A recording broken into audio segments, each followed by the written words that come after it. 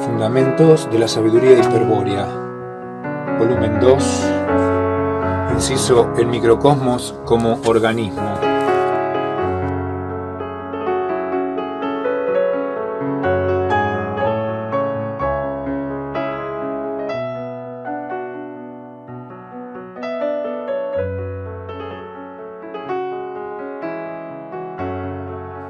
Hola, muy buenas. Artículo H. Concepto general de estabilidad.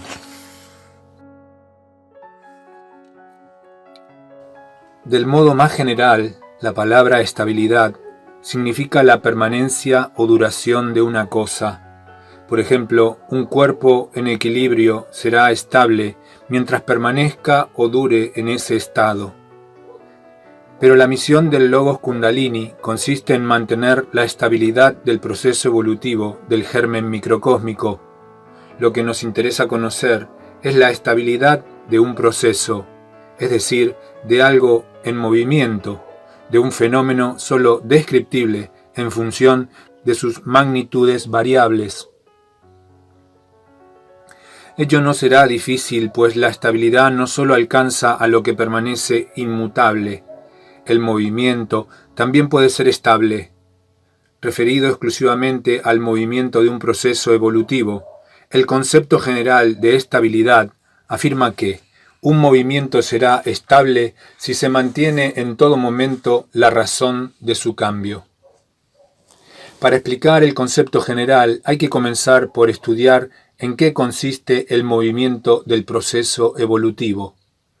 Por medio de unos ejemplos, el primero de los cuales considera al movimiento como un simple desplazamiento de un cuerpo, vamos a poner de relieve que todo proceso se caracteriza por dos funciones a las que hay que saber distinguir con claridad. Apliquemos, por ejemplo, el concepto general a un cuerpo que cae libremente hacia la Tierra. Sin ninguna duda, su movimiento es estable, pues en todo momento se mantiene la razón de su cambio. A esta razón se la conoce como ley de la gravitación universal. En particular, el movimiento de un arquetipo, es decir, el proceso evolutivo, es estable cuando se mantiene la razón de su cambio.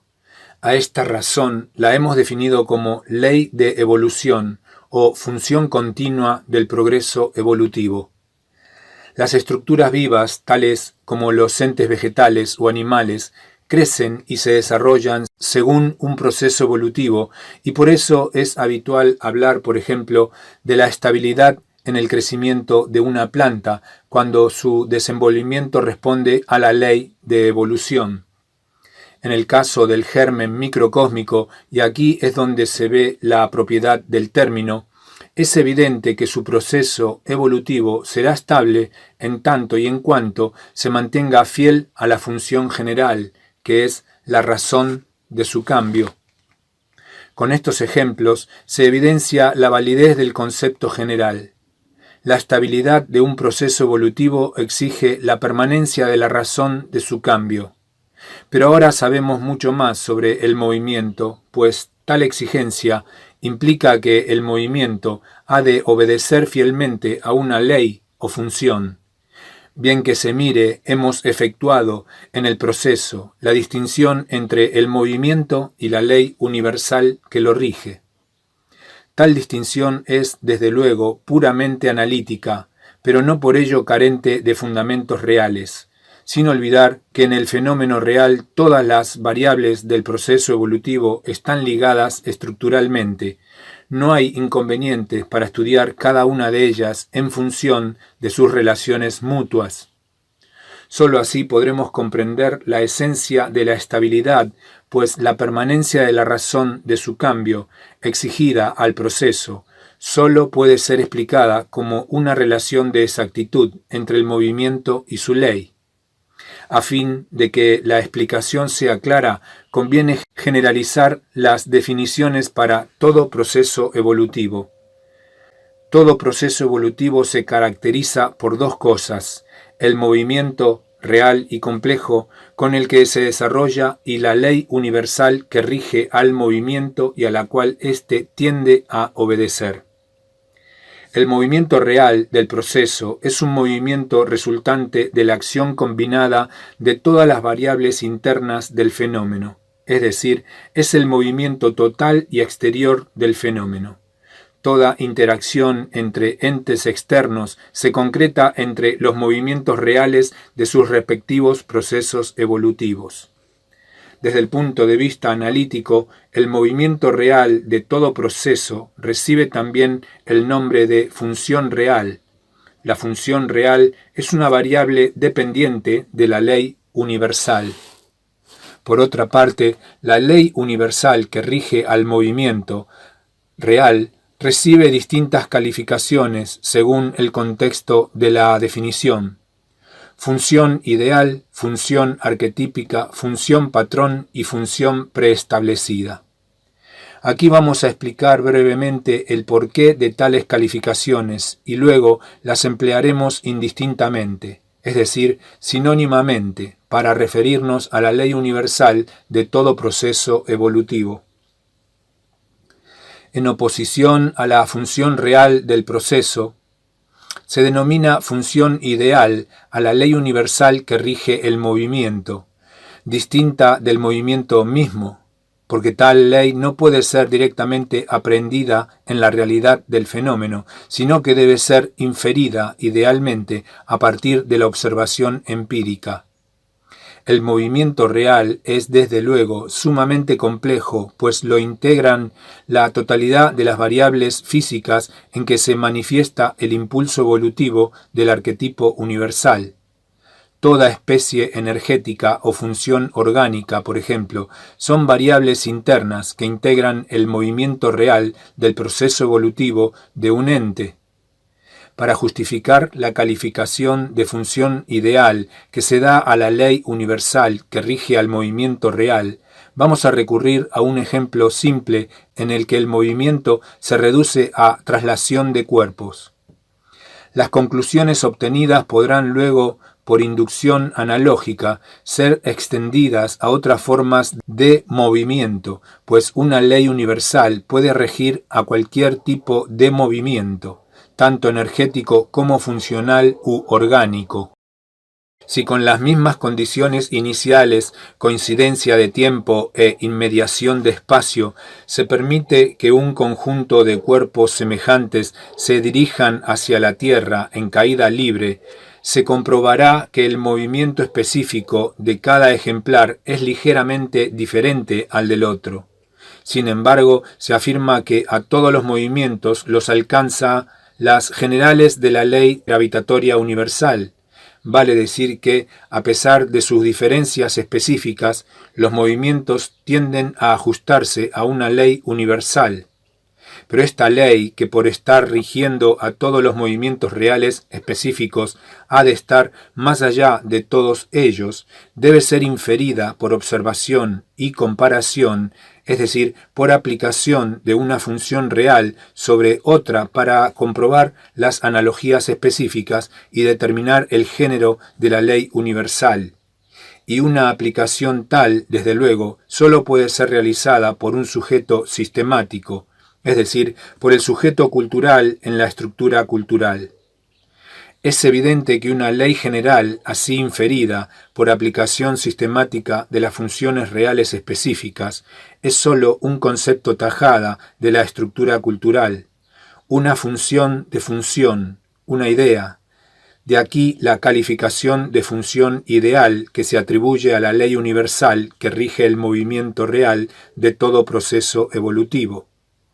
En general, la función ideal es un concepto cuya extensión abarca a todos los movimientos reales específicos que su descripción comprende. Ahora bien, la conclusión de que la ley universal que rige al movimiento real es una función ideal no implica de ningún modo su inexistencia.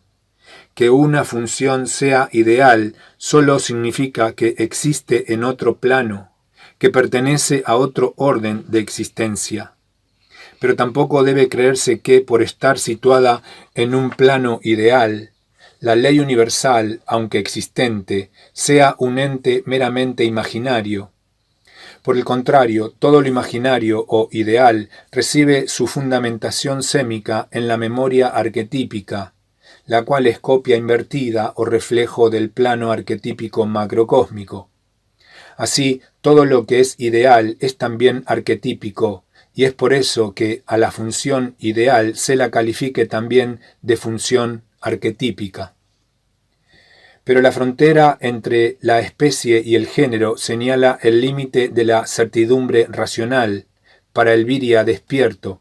¿Cómo es, pues, que aceptamos la existencia de las leyes universales si las mismas son sólo conceptos genéricos? Respuesta: porque las leyes universales poseen un fundamento óntico del que carecen otros conceptos universales o genéricos.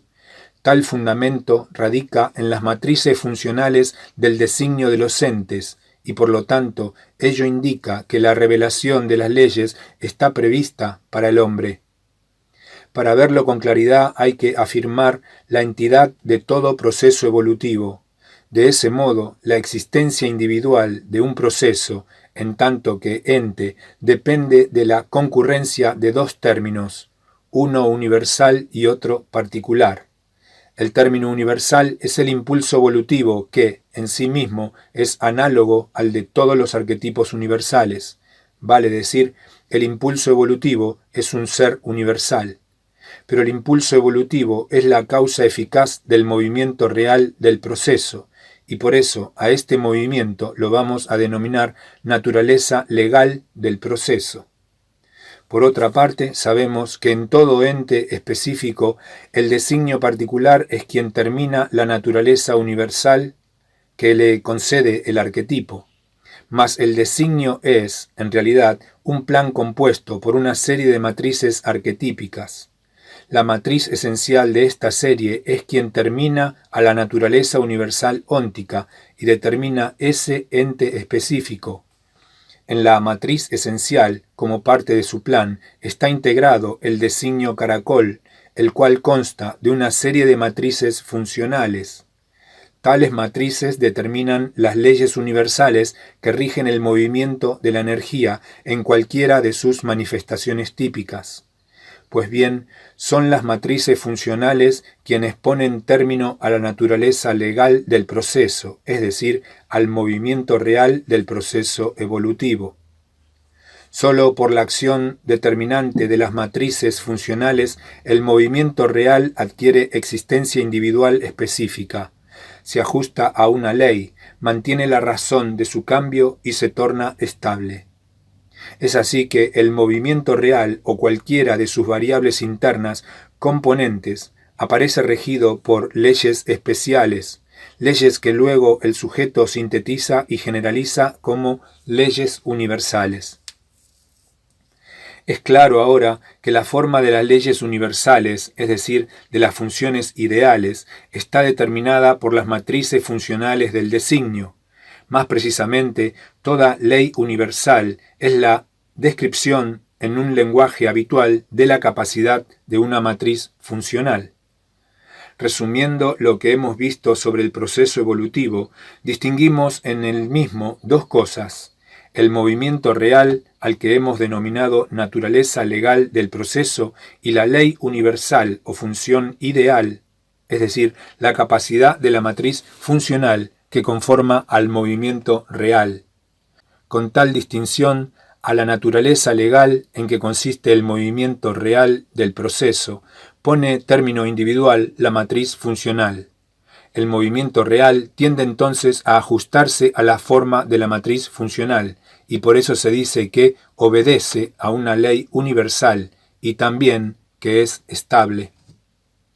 La ley universal, según se ve, ejerce un poder conformador o matricial sobre el movimiento real, y de aquí que, además, se la califique de función patrón. Las matrices funcionales, como sabemos, son capacidades fijas, registradas en los entes para conformar los movimientos energéticos o las funciones orgánicas.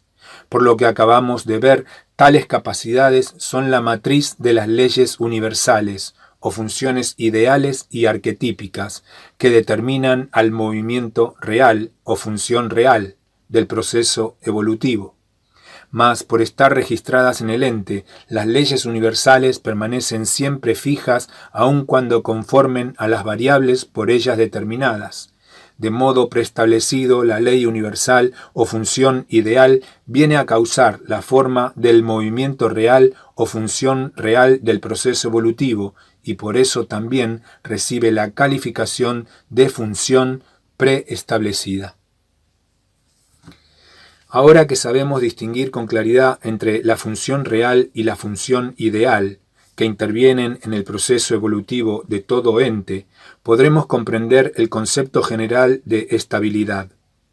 Este concepto afirma que un proceso evolutivo es estable si se mantiene en todo momento la razón de su cambio. Pero el análisis del proceso nos mostró que la razón de su cambio es la ley universal o matriz funcional que conforma al movimiento real. La conclusión de esto es que la estabilidad depende de cuán fielmente se ajuste la función real a la forma de la función ideal preestablecida. Para comprender la estabilidad de un proceso evolutivo, entonces, hay que observar el modo como la función real tiende a ajustarse a la función ideal, es decir, el modo como el movimiento real obedece a la ley universal. Y una observación tal, para ser efectiva, debe realizarse instante por instante, simultáneamente en ambas funciones. Con otras palabras, es posible considerar analógicamente a las funciones real e ideal como variables analíticas, ligadas funcionalmente entre sí, y observar los pares ordenados de valores. La relación entre un par ordenado de valores de las funciones real e ideal nos dará una indicación instantánea de la estabilidad. El valor instantáneo de la estabilidad se define así como una relación puntual entre las funciones real e ideal. Es evidente que la sucesiva observación del valor instantáneo de la estabilidad en un proceso evolutivo permite tratar a ésta como si fuese una función dependiente, a la vez de las funciones real e ideal. A la estabilidad, como función analítica, se la denomina función de ajuste del proceso evolutivo y a cada valor instantáneo, relación de exactitud. Cuando entre una función real y una función ideal preestablecida se verifica una función de ajuste, se afirma que la función real está regulada por la función ideal, o bien que el movimiento real está regulado por una ley universal. El estudio de la estabilidad bajo la forma de función de ajuste de los procesos evolutivos y de sus valores instantáneos como relaciones de exactitud es el objeto de la teoría de control de los procesos evolutivos, que se desarrolla en la estrategia psicosocial de la sabiduría hiperbórea. ¿Cómo se determina la relación de exactitud, es decir, el valor instantáneo de la estabilidad? Respuesta por la diferencia puntual entre los valores correspondientes de las funciones real e ideal. La diferencia es la medida de la exactitud.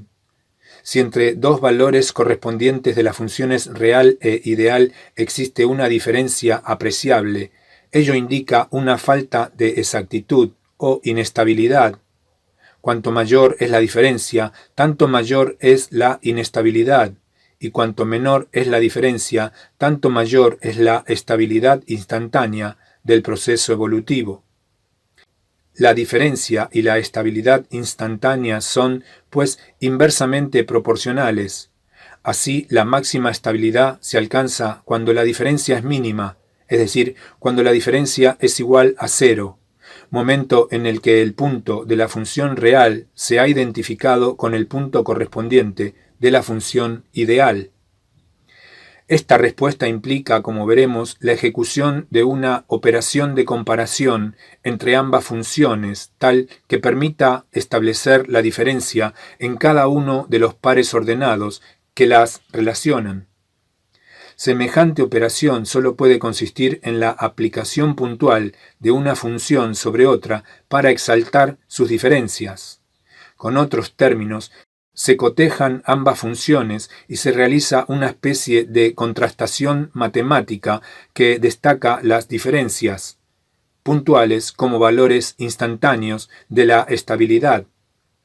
Si, como resultado de la aplicación puntual, se comprueba que la función real coincide exactamente con la función ideal, ello significa que la estabilidad es máxima. La condición para que la estabilidad de un proceso evolutivo sea máxima es, pues, que la función real se ajuste exactamente a la función ideal preestablecida. Tal exactitud implica que la función real ha de obedecer puntual y fielmente a la función ideal en todo su recorrido. Es evidente que en el caso de estabilidad máxima, cuando la función real coincide exactamente con la función ideal, no existe diferencia apreciable entre ambas funciones. De aquí la extraña consecuencia de que la función de ajuste para el caso de estabilidad máxima es nula en todos sus puntos. Esto se entenderá mejor si nos referimos a la estabilidad instantánea. La máxima estabilidad instantánea se alcanza en el momento en que un punto de la función real se identifica con un punto correspondiente de la función ideal. En ese momento, los valores de ambas funciones son idénticos y por lo tanto no existe diferencia entre ellos. Vale decir, la diferencia es igual a cero. En el caso considerado de máxima estabilidad durante todo el desarrollo del proceso evolutivo, no podrá detectarse la diferencia puntual en ningún momento, pues la función real está permanentemente identificada con la función ideal. Por eso la función de ajuste es continuamente nula. Pero el caso de estabilidad máxima expresa un límite que rara vez se alcanza en la realidad. Lo normal es que la función real tienda a ajustarse a la función ideal, aproximándose progresivamente a su ley universal. El modo como esa aproximación tiene lugar determina la forma de la función de ajuste. Por eso el estudio de la forma de la función de ajuste permite comprender y evaluar el grado de estabilidad de un proceso evolutivo. De las incontables formas que puede adoptar la función de ajuste, aquí solo vamos a examinar las dos más significativas, esto es, aquellas que representan los casos de alta estabilidad y de inestabilidad. En el cuadrante analógico de la figura 64 se ha destinado el eje de abscisas para representar valores de la función ideal y el eje de ordenadas para valores de la función real. De ese modo, a cada punto del cuadrante FR, FI corresponde un par ordenado y cada punto del cuadrante representa una relación de las funciones real e ideal. Si denominamos relación de exactitud a tales puntos, debemos admitir que toda curva trazada sobre el cuadrante representa un caso típico de función de ajuste y que la forma de la curva expresa simbólicamente a la variación de la estabilidad. La curva senoidal de la figura 64 nos muestra el caso de inestabilidad máxima. Ello ocurre cuando la función de ajuste oscila en torno de la función ideal. La máxima estabilidad, desde luego, está sobre el eje FI, es decir, sobre la ley universal. Hacia este eje debería tender la función de ajuste para estabilizar el proceso, cosa que jamás podrá hacer si reviste forma senoidal. De este modo el proceso evolutivo es inestable, pues su función real nunca coincidirá exactamente con la función ideal preestablecida. En la figura 65 vemos el caso en que la función de ajuste tiene forma de onda senoidal amortiguada. En este caso, la estabilidad es alta porque la amplitud de la función de ajuste decrece continuamente tendiendo a cero. Ello ocasiona que el proceso se torne cada vez más estable, alcanzando la estabilidad máxima cuando la función de ajuste sea nula. El modo de aproximación a la estabilidad máxima puede visualizarse mejor observando la curva envolvente superior, la cual muestra claramente cómo la función real tiende hacia la función ideal. Esta curva envolvente es particularmente una función logarítmica. En consecuencia, la función real tiende logarítmicamente a ajustarse a la función ideal. El problema de estabilizar un proceso inestable consiste, según se ve, en amortiguar la oscilación de la función de ajuste. El efecto de la amortiguación consiste en disminuir continuamente, en relación a la función logarítmica, la amplitud de la función de ajuste. Ver figura 65. Esto demuestra que la estabilidad está en relación con la amplitud. Mas, ¿qué significa relación? Respuesta. La amplitud de la onda senoidal, que representa a la función de ajuste, es la medida de la desviación que existe entre la función real y la función ideal.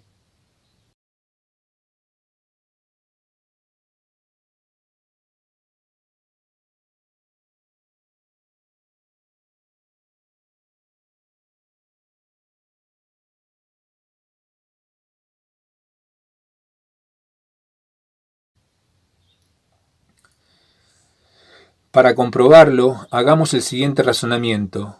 Primero, si hay amplitud, hay desviación. Segundo, si la amplitud es constante, el proceso es inestable, pues la función de ajuste oscila constantemente sobre el eje de la función ideal. En este caso, ver figura 64, la desviación, es decir, la medida de la amplitud, es también constante. Todo valor constante de la desviación asegura la inestabilidad del proceso. Tercero, si la amplitud decrece continuamente, como en la figura 65, la desviación tiende a cero. Ello indica que en un límite la función real se igualará con la función ideal, lo que constituye un caso típico de estabilidad. Cuarto, si la amplitud de la función de ajuste fuera continuamente igual a cero, no existiría desviación. La función real estaría ajustada exactamente a la función ideal. Estaría bajo el control de ésta. Este es el caso de estabilidad máxima. Quinto, cada valor de amplitud de la función de ajuste es una relación de exactitud puntual entre las funciones real e ideal, cuya medida está dada por la diferencia. Pero cada valor de la amplitud representa igualmente a la desviación instantánea entre las funciones real e ideal. En consecuencia, la desviación instantánea es igual a la diferencia. Por otra parte, a la izquierda de ambas figuras se ha representado en un círculo unitario al rotor generador de la función de ajuste. En la figura 64 se trata de un radio vector de módulo fijo y unitario, cuyo giro circular produce la función senoidal. En la figura 65, el radio vector tiene un módulo que disminuye constantemente mientras gira, es decir, la longitud del radio vector se acorta a cada paso. Al cabo de cierto número de vueltas, el módulo se anula y el radio vector desaparece en el centro del círculo unitario. Sin embargo, en ese recorrido, su movimiento ha tomado la forma de una espiral. La proyección de dicha espiral sobre el cuadrante analógico es la función de ajuste en forma de sinusoide amortiguada. Todas estas formas relativas a la función de ajuste, tanto la sinusoide como la sinusoide amortiguada, la espiral o la envolvente logarítmica, son descripciones analíticas de algunas matrices funcionales del designio caracol. Con esto ha quedado en claro que la estabilidad de un proceso evolutivo implica la permanencia de la razón de su cambio, es decir, la obediencia fiel de su movimiento a una ley universal o función ideal. Un proceso es estable si su movimiento se ajusta exactamente o tiende a una función preestablecida. La estabilidad se obtiene ejerciendo control sobre la función real para que ésta se identifique con la función ideal preestablecida. el efecto del control se verifica sobre la función de ajuste, es decir, sobre la relación analítica entre las funciones real e ideal. El objetivo del control consiste en neutralizar la desviación, o sea, en llevar a cero la diferencia instantánea entre ambas funciones. Para conseguir este resultado, hay que dotar a la función real, a cada instante, de un valor inverso al que indica la diferencia. De ese modo, se neutraliza la desviación y la función real se identifica con la función ideal, asegurándose la estabilidad del proceso. El valor negativo de la diferencia, negativo diff, se denomina factor de ajuste. La adición instantánea del factor de ajuste, negativo diff, a la función real permite corregir su desviación y por eso se dice que el movimiento está regulado. Esta operación de adición instantánea del factor de ajuste, negativo diff, recibe el nombre de retroalimentación o retroacción, feedback. Con más precisión, el control es una operación que consiste en detectar la diferencia instantánea entre la función real y la función ideal y retroalimentar a la función real con el factor de ajuste, negativo diff. Es decir, con el valor inverso de la diferencia, diff. La función real, así regulada, tiende a ajustarse exactamente a la función ideal, manteniéndose permanente la razón de su cambio, vale decir, asegurándose la estabilidad del proceso evolutivo. Es posible afirmar estas conclusiones en el contexto orgánico y definir estructuralmente al concepto de estabilidad para comprender la misión del Logos Kundalini. Empero, antes de encarar tal definición, habrá que explicar el concepto complementario, imprescindible, que describe la idea de dos cosas pertenecientes a órdenes diferentes, análogos y correlativos, relacionadas entre sí por un proceso de identificación unívoca. A este concepto lo vamos a denominar en adelante concepto previo, y lo vamos a explicar en el siguiente artículo.